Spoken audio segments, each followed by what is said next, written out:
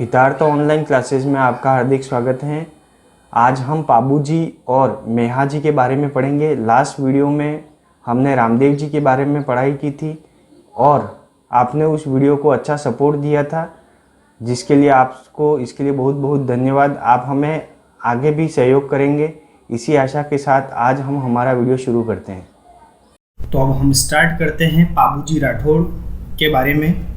पाबू जी को ऊँटों का देवता कहा जाता है। ये मोस्ट इम्पोर्टेंट क्वेश्चन है। फर्स्ट पॉइंट ही नोट कर लीजिए कि पाबू जी को ऊँटों का देवता कहा जाता है। क्यों कहा जाता है आप खुद जान जाओगे। दूसरे नंबर की सबसे बड़ी बात यह है कि ये पंचपीर देवता में शुमार है। इनको प्लेग रक्षक देवता भी कहा जाता है, लक्ष्मण का अवतार भी कहा जाता है। ध्यान रखना, इससे पहले जो मैंने आपको पढ़ाया रामदेव जी के बारे में, वो कृष्ण अवतार थे। पाबू जी को लक्ष्मण का अवतार कहा जाता है। गौ रक्षक देवता भी हैं, शरणागत के रक्षक हैं, वचन पालक भी कहा जाता है इनको, हाड़ फाड़ के देवता भी कहा जाता है। ये ध्यान रखना, एक बार प्रश्न भी पूछा गया है, हाड़ फाड़ के देवता किसे कहा गया है, तो पाबू जी को कहा गया है। इनको अछूतोद्वारक देवता भी कहा जाता है। अगर हम इनके जन्म की बात करें तो इनका जन्म कोलूमंड गांव में फलोदी जोधपुर में 1239 ईस्वी चैत्र अमावस्या को हुआ था। ध्यान रखना है, फिर से एक बार बोल देता हूँ, कोलूमंड फलोदी जोधपुर में 1239 ईस्वी चैत्र अमावस्या को इनका जन्म हुआ। पिताजी का नाम धांधल जी राठौड़, माता का नाम कमला देवी, पत्नी का नाम फूलम दे या सुप्यार दे, जो अमरकोट के सूरजमल सोढ़ा की पुत्री थी। बहन सोहनबाई, और बहन का जो पति था यानी छोटी बहन थी, तो उनका जो बहनोई था जिसका नाम था जिंदराव खींची, जो जायल नागौर का शासक था। घोड़ी, इनकी घोड़ी का नाम विशेष रूप से याद रखना है, केसर कालमी। घोड़ी का नाम था केसर कालमी, यहाँ काले रंग की ऊंचे कद काठी की घोड़ी थी। पाबू जी के बारे में यहाँ भी ध्यान में रखना है कि पाबू जी की जो पगड़ी है वो बाई और झुकी होती है, बाई और ध्यान रखना है। पाबू जी का जो प्रतीक है वो है भाला लिए अश्वारोही।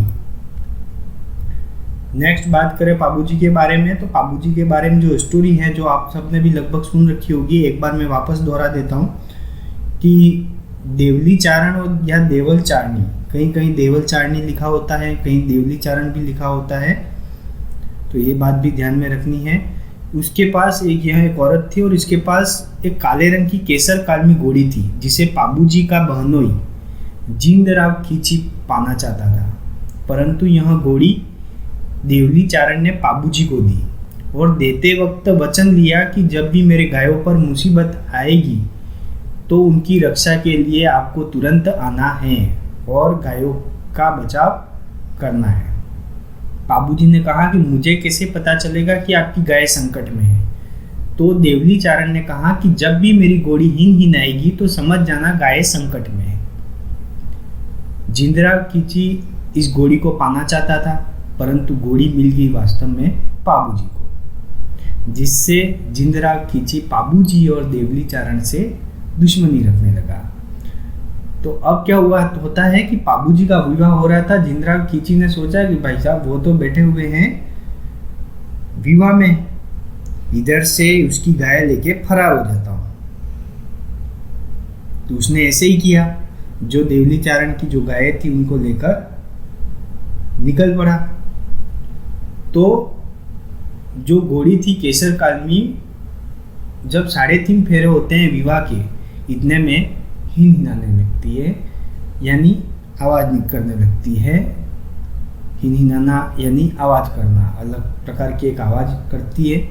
तो यहाँ सुनकर पाबू जी तुरंत ही 3.5 फेरे ही लिए और तुरंत वहाँ से रवाना हो गए गाय बचाने के लिए, क्योंकि उसने गाय किडनैप कर ली थी तो छुड़ानी तो पड़ेगी अब।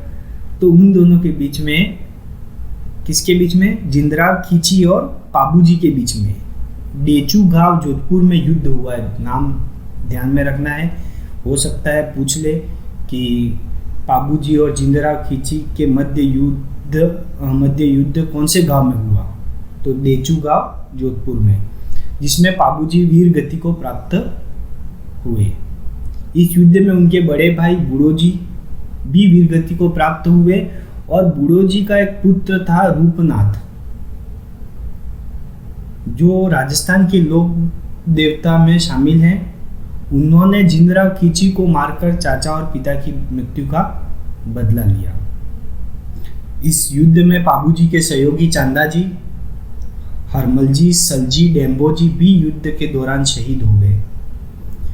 पाबूजी के अनुयायी इसीलिए ही शादी में 3.5 या 4 फेरे लेते हैं। आपको प्रश्न पूछ सकता है कि किस लोक देवता के अनुयायी शादी में 3.5 फेरे लेते हैं? तो पाबूजी के अनुयायी शादी में 3.5 फेरे लेते हैं। मेहर मुसलमान पाबूजी को पीर मानते हैं। नेक्स्ट अगर हम बात करें तो पाबूजी के मंदिर जो है वो है, एक तो मेन जो है वो कोलूमन फलोदी जोधपुर में ही बना हुआ है उनके जन्म स्थान पर, आहड़ उदयपुर में भी है और कापड़िया धाम जैसलमेर में भी उनका मंदिर बना हुआ है। अगर पाबूजी से संबंधित रचनाओं के बारे में बात करें तो ये भी इम्पोर्टेंट प्रश्न है कि पाबू प्रकाश ग्रंथ किसने लिखा? मोरजी हासिया ने। पाबूजीरा छंद किसने लिखा? मेहा बिठू जी ने। और पाबूजीरा दोहा किन्होंने लिखा है? लगराज जी ने। तो ये तीनों बातें याद रखनी है। पाबूजी के गाथा गीतों को पवाड़े कहते हैं, ये ध्यान रखना, ये भी इम्पोर्टेंट प्रश्न है। पाबूजी के गाथा गीतों को निम्न में से किस नाम से जाना जाता है? आपको प्रश्न दे दिया और 4 दे दिए, बयावले, पवाड़े, तो आपको कंफ्यूज नहीं होना है, ध्यान रखना है। जो रामदेव जी के जो हैं गीत या भजन, उनको बयावले कहते हैं और पाबूजी के गाथा गीतों को पवाड़े कहते हैं। हम पीछे से जो चल रहा है हम उससे रिवीजन करते जाएंगे ताकि पीछे वाला भी याद रहे और ये भी याद होता चला जाए। पाबूजी को ऊँटों का देवता कहा जाता है क्योंकि मारवाड़ में ऊँट लाने का श्रेय पाबूजी को कहा जाता है। ऊँट का पालन पोषण करने वाली जाति रायका रेबारी जाति कहलाती है, जो माठ वाद्य यंत्र से पाबूजी के पवाड़े या गाथा गीत गाती है। माठ वाद्य यानी मटके होते हैं बड़े बड़े और उस पर चमड़ा चढ़ाया जाता है और फिर उनको बजाया जाता है।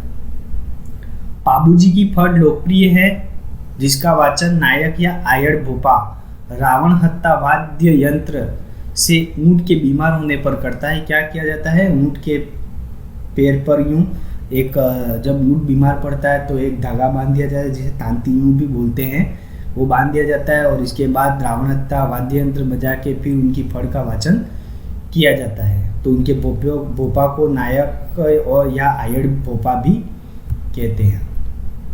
पाबूजी का मेला चैत्र अमावस्या को बढ़ता है। उनका जन्म चैत्र अमावस्या को हुआ है तो मेला चैत्र अमावस्या को बढ़ता है, ये ध्यान रखना है। इनका मेला चैत्र मास में आता है। पाबूजी के मंदिर में थाली नृत्य होता है, ये भी ध्यान में रखना है। इसके बाद एक दूसरी थोरी जाति के 7 व्यक्तियों की पाबूजी ने गुजरात के आना बधेला से रक्षा की थी और इसीलिए थोरी जाति के लोग सारंगी वाद्य यंत्र से पाबूजी की यश गाथा को गाते हैं। थोरी जाति के बारे में भी याद रखना है, सारंगी वाद्य यंत्र से पाबूजी की यश गाथा को गाते हैं। पाबूजी के ऊँटों की देखभाल कौन करता था? तो ये प्रश्न भी अच्छा प्रश्न है। हरमल रायका। रायका रेबारी जाति आपको पता ही, आगे नाम याद रखना है हरमल। भील जाति के लोग इन्हें आराध्य देव मानते हैं। गुरु सम्राट भारती द्वारा इनको शस्त्रों की दीक्षा दी जाती थी। तो पाबूजी के बारे में आज हमने अच्छे से पढ़ लिया है, आशा करता हूँ कि आपको अच्छे से याद हो जाएगा। नेक्स्ट अब हम टॉपिक लेते हैं मेहाजी मंगलिया, जिन्हें उज्ज्वल क्षत्रिय या विष्णु अवतार भी कहा जाता है। तो इनके बारे में जो जानकारी हमें प्राप्त हुई है वो बहुत ही भ्रामक जानकारी है और इनके बारे में हमें कोई तथ्यात्मक जानकारी या प्रमाणित जानकारी उपलब्ध नहीं है। तो मेहाजी के बारे में जो जानकारी प्राप्त है वो किंवदंतियों के रूप में है, यानी ऐसे ही कुछ कहानियाँ हैं, कुछ ऐसे ही दोहे या पंक्तियाँ लिखी हुई हैं इनके बारे में कोई स्पष्ट प्रमाणित जानकारी उपलब्ध नहीं है कि इनके पिता कौन थे और इनका गोत्र कौन सा है, इनका जन्म कहाँ हुआ, ये भी थोड़ा कन्फ्यूजन है। कुछ इतिहासकार मानते हैं कि ये सांकला राजपूत गोपाल राव के पुत्र हैं। गोपाल राव के भाई ने जब गोपाल राव सांकला की हत्या की तब मायर थे उनकी पत्नी सगर्भ थी और वो अपने पिता किलू कर्नौत के यहाँ चली गई जिनका गोत्र मांगलिया था। नाना के घर पर पालन पोषण होने से उनके नाम के साथ नाना के गोत्र को जोड़ दिया गया। कर्नल जेम्स टोड ने इसी तथ्य को माना है।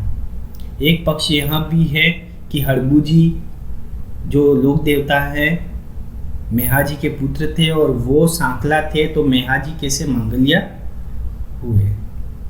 कुछ इतिहासकार मानते हैं कि किलू कर्नौत जो मांगलिया गोत्र से हैं के पुत्र थे ये और गोहिल वंश से थे।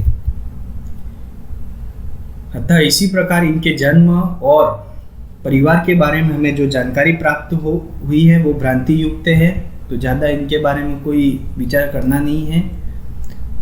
तो मेहाजी के घोड़े का जो नाम है वो हमें विशेष रूप से याद रखना है, किरण काबरा।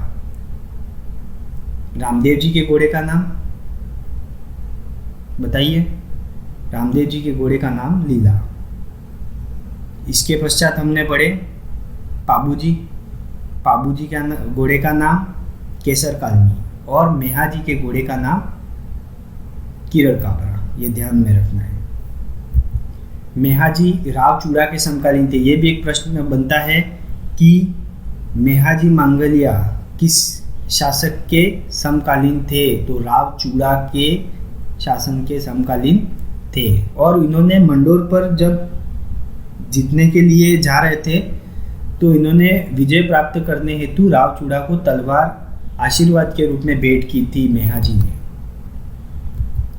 नेक्स्ट बात करें तो मेहाजी जब पुष्कर अपने पिताजी की अस्थियों का विसर्जन करने गए थे तो उनकी भेंट पाना गुजरी नाम की एक औरत से हुई और उन्होंने उनको धर्म बहिन बनाया और वचन दिया कि जब भी आपकी गायों पर कोई संकट आएगा तो मैं हमेशा सहयोग के लिए तैयार रहूँगा। जब पुष्कर में अकाल पड़ा तो पाना गुजरी हजारों गायें लेकर मेहाजी के पास आई और मेहाजी ने गायों के लिए चारे पानी की व्यवस्था की। मेहाजी के पुजारी की संतान नहीं होती है। ये भी एक अच्छा प्रश्न है कि किस लोक देवता के पुजारी के वंश वृद्धि नहीं होती है, तो मेहाजी मांगलिया। जैसलमेर के शासक राणनदेव भाटी से रातड़िया मगरी जो गांव है जो बापनी गांव के पास में ही है और उस गांव में इनके बीच में युद्ध हुआ रातड़िया मगरी गांव में और युद्ध के दौरान ये शहीद हो गए और जब इनका शीश धड़ से अलग हुआ तो किरण काबरा जो घोड़ा है उसने शीश को मुंह से उठाकर और घोड़े पर विराजित शरीर को लेकर बापनी गांव की ओर आ गया और बापनी गांव आकर उनका शरीर घोड़े से नीचे गिर गया। वहीं उनका अंतिम संस्कार हुआ। उनका मंदिर बापनी गांव और रातड़िया दोनों गांवों में बना हुआ है। इनका मेला कृष्ण जन्माष्टमी या भाद्रपद कृष्ण अष्टमी को पड़ता है। अब ध्यान में रखना है रामदेव जी का मेला कब पड़ता है, भाद्रपद शुक्ल द्वितीया से एकादशी तक। पाबूजी का मेला चैत्र अमावस्या को और मेहाजी मांगलिया का मेला भाद्रपद कृष्ण अष्टमी या जन्माष्टमी को बढ़ता है। तो ये जो मुख्य